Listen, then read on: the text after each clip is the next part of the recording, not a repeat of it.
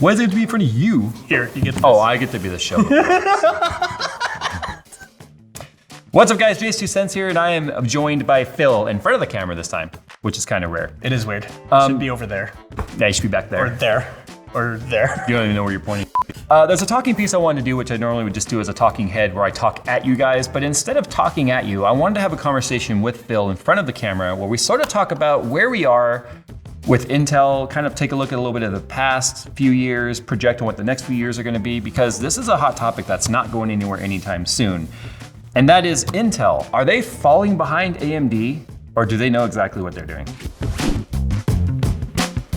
Start the new year off right by upgrading your gaming rig with EVGA's extended lineup of RTX-enabled graphics cards. EVGA offers a wide variety of 20 series graphics cards ranging from mild to wild, featuring ICX cooling and hybrid models. All 20 series GPUs from EVGA are compatible with Precision X1 for easy overclocking and monitoring support, while keeping an eye on all temperatures, clock speeds, and even RGB control. To see the full range of 20 series RTX-enabled graphics cards from EVGA, follow the link in the description below. Yes, I noticed. You didn't open this one yet. Oh crap. All right, so as long as Ryzen's been around, it seems on the surface like Intel has just been either non-responsive, doesn't care, kind of putting their head in the sand and ignoring the problem. At least these are a lot of the things that people have kind of said. Yeah. But what we've done is we've kind of done some research here, taking a look at investor relations website, or at least the investor relations page on Intel's website, which is perfectly public, where they talk about all their earnings, which departments they've earned them in, which businesses they're in. We've kind of taken a look at AMD's market share changes as well as their stock. But what we want to kind of talk about here today is what we think might end up happening in 2020, and kind of answer the question of, does Intel just not care anymore? Now, I'll be honest, going into this video, it's something that I was pretty much ready to say, yeah, Intel just doesn't care anymore. But this is deeper than that. And hopefully today we can, wow, they're almost matched. Oh, sorry. Anyway, all right, let's go ahead and start off with market prices then. AMD is currently on the NASDAQ, that's NASDAQ, yeah, NASDAQ at $44.15 USD. That's up $1.32 at closing of trade on Friday. Trade of close. That's a 3% uptick on Friday. Now, typically you'll find Friday as either your biggest increase or your biggest decrease. Now, you could probably expect Monday for there to be a little dip. It's kind of how market shares go, or the market goes. But if we look at Intel, it's kind of funny. They're at $58.95, which is, for the first time in a long time, a single stock of AMD is almost the same price as a single stock of Intel. But if you look at the 5-year trends. In 2016, Intel was at 30-ish bucks a share. In 2016, AMD was 287, 214. Yeah. So 214 to 44 bucks in 3 years. There's clearly been more market growth for AMD, and 2016 also marks when Ryzen came out. Yeah. Now, Intel adopted the whole, well, they assumed the market was going to adopt the whole wait and see. Because unfortunately for AMD, as much as AMD fanboys might hate to hear this, they were always known as the hype train that derailed. They were always a derailing hype train. Yeah. But you know what also happened around that time? Lisa Su took the helm. Yep. And for the first time in a long time, AMD had a focused, very good leader at the helm of that ship. Because they had also gone through 3 different CEOs in a 5-year period prior to that. So Ryzen was one of those things that caused the upset that it promised. And if we fast forward now to 2019, we are now on 2nd gen Zen architecture, 3rd generation Ryzen for both desktop as well as Threadripper, which is HPDE or HPDT. Yeah. I was thinking driving it, which is now causing a disruption in the market, which is what we were hoping for. Yep. Now, you had done some research here about the market trends in terms of how CPUs are developed, how long it takes them to come to market. So why don't you explain that a little bit? You said that there was a keynote once with NVIDIA that was saying that they're basically 3 to 5 years ahead. Yeah, so Jensen specifically said when they came out with the P100, I think it was, it was like their data center. Exactly. That they were 5 years ahead in development. Yeah. But that they do specifically stagger these releases on purpose over time. Yeah, a lot of people think that companies like NVIDIA or Intel or even Apple are just sitting on, okay, well, I think it's time to launch the 3080 Ti or whatever thing, and then they hit a button. It's no, the 3080 Ti is pretty much already just in testing.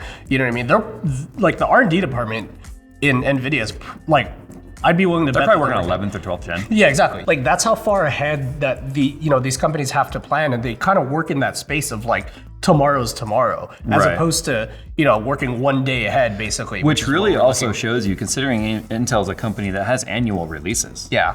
That they weren't working on anything Yeah. for an answer to Ryzen, because I don't think they believed Ryzen was truly going to go anywhere. Yeah. I think that they thought it was going to be another FX-based processor that promised high core counts that just were very poor in IPC and just did not live up to the hype. But I think what they didn't expect in 2016, when AMD had promised a 50% improvement in IPC, and they underpromised and actually over-delivered on that, Yeah. and then continuously, annually improved that IPC, are at the point now to where Intel truly wasn't working on anything to release right now to compete with that, which is why we're getting what seems to be rebranded CPUs based on the same architectures, and only a clock speed bump on an architecture that's already around. Yeah, and if you take that 3 to 5 year figure that they're kind of, companies are always working 3 to 5 years ahead in the future. What they were working on in the future 3 to 5 years ago is right now, and that's when they probably thought Ryzen wasn't going to go anywhere. So they were like, okay, why bother, pushing the envelope or anything with our processes? Now suddenly Ryzen's gone somewhere, and they're like, oh crap. I might even speculate as to say that what they were working on to release right around now is not good enough. Yeah. Like maybe because we've seen as much as like 5% improvement on IPC and other Yeah. things with Intel. Like here's 3%, Yeah. here's 0%. But I think that with the improvements that we've been seeing on AMD, I think whatever they may have been working on in 2016 that we would be seeing around now, maybe next year, might not be enough to catch up to the improvements that we're seeing with AMD. Now, here's the thing. We're talking core speed versus core clock. They're two different approaches. But you looked at the ARC and you saw that basically desktop like this, like mainstream desktop, tends to be kind of their R&D playground where they're going to recoup a lot of the cost to develop the architectures. Because what we always notice is that several years later is where the architecture that's developed for mainstream gets scaled up to enterprise solution. I think the data center group is just basically, they play it safe. We were looking up earlier, because they're on the second generation of Intel scalable processors now, which is their current line of data center, super high core count, whatever, blah, blah, blah, server Cascade processors. Yeah. But the first generation of those scalable processors was not a 9th gen architecture like you would think. It was 6th gen, it was Skylake. Right. And so And they were that's selling how- that up to Q3 Yeah. of 2018 Yep. on a processor that launched on desktop, that architecture in 2015. Yeah, you could have bought a brand new Skylake processor in 2018 if it was a Xeon, and that's weird to think about, but yeah. So they skipped four or five generations, four generations.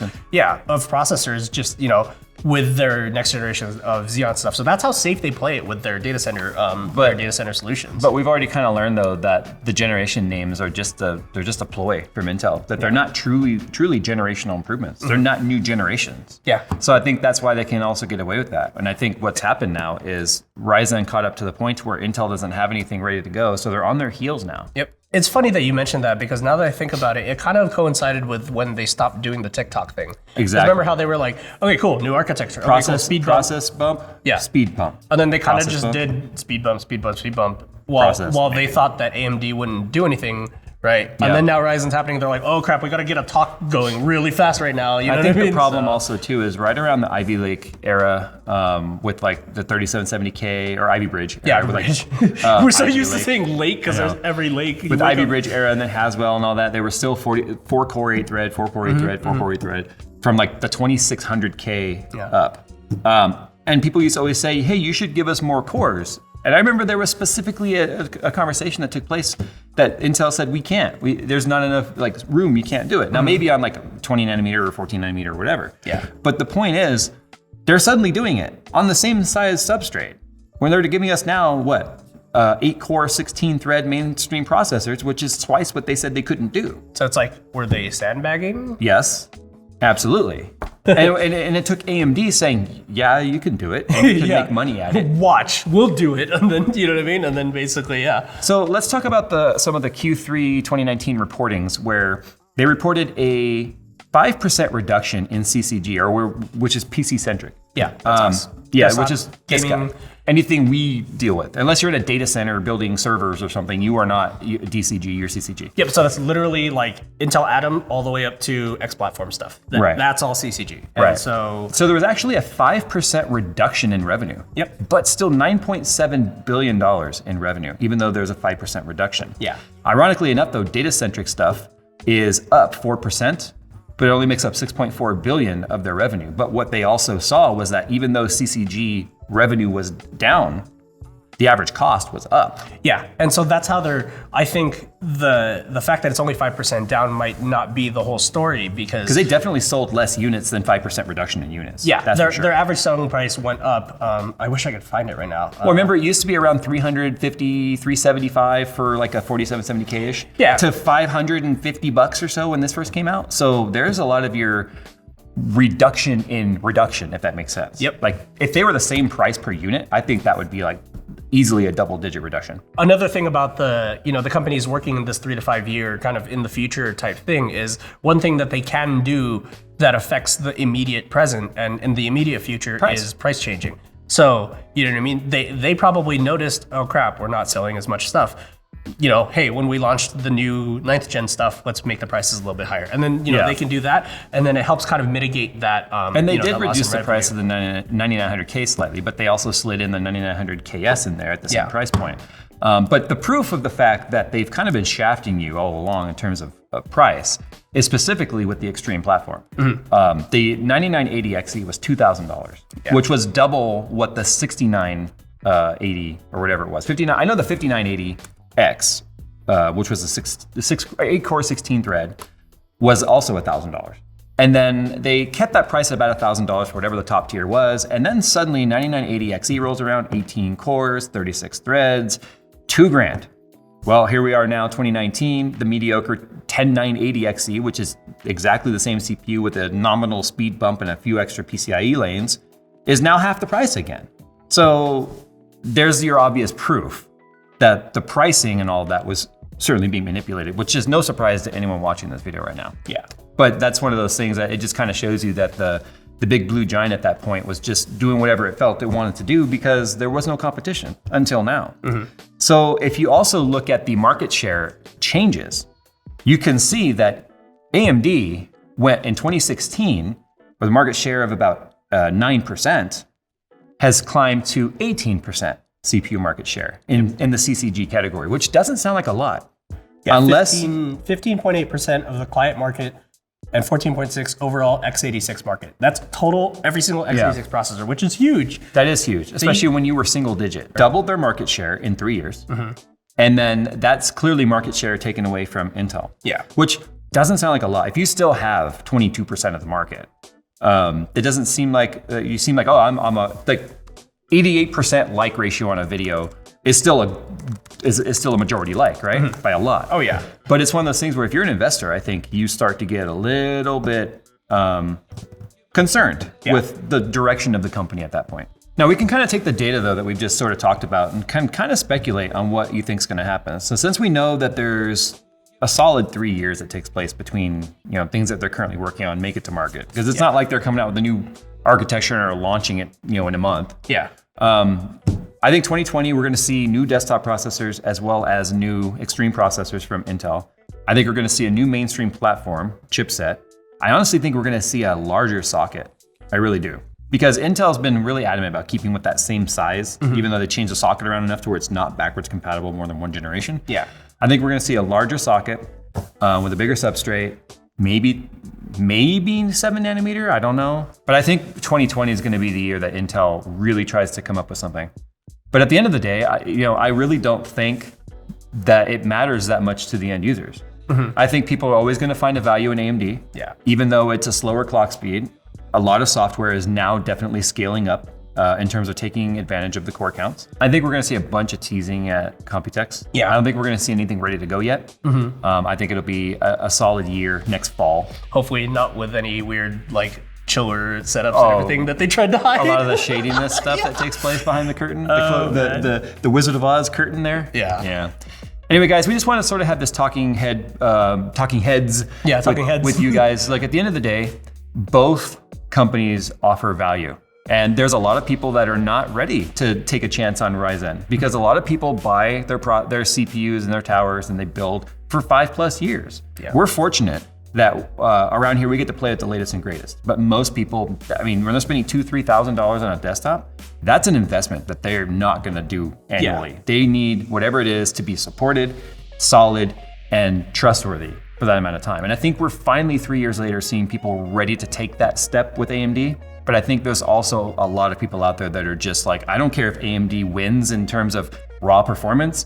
I need to see it for a long period of time before I'm ready to jump ship to another brand. And on the flip side, I'm just happy that, we actually have a weird, we're in a weird spot where we're just like, actually, it kind of depends on your workflow whether or not you should go AMD versus Intel. Because before it was just like, oh, just get an Intel Core, whatever the heck, Yeah. Like that was it, and that was just the sad fact of it, the sad truth of it. But yeah, now, yeah, I mean, there's choice. This is is awesome. This is like the going from watching some playoff or final championship game of whatever sports ball you like to watch. Sports ball, yeah. Where one team is just annihilating the other, and you're like, this is boring. Yeah, it's all fun. Like, versus the championship game where it's in overtime. It's in overtime, and the underdog is starting to, land some. Yeah, and it's a team in the Super Bowl or whatever that was never predicted to be there. I think we just went through 3 different sports analogy. No, it's like, yeah, dude. when they kick the soccer ball into the basket. Hockey touchdowns are the best. Yeah, hockey touchdown. Nah, I like boxing kickoffs better. I don't know. I think football home runs are the best. Oh my God. So My brain. You know what I like to do in these videos? Sound off in the comments below with which platform has your money and your trust, and explain why. Thanks for watching, guys, and as always, we'll see you in the next one. I did that. We'll see you in the next one.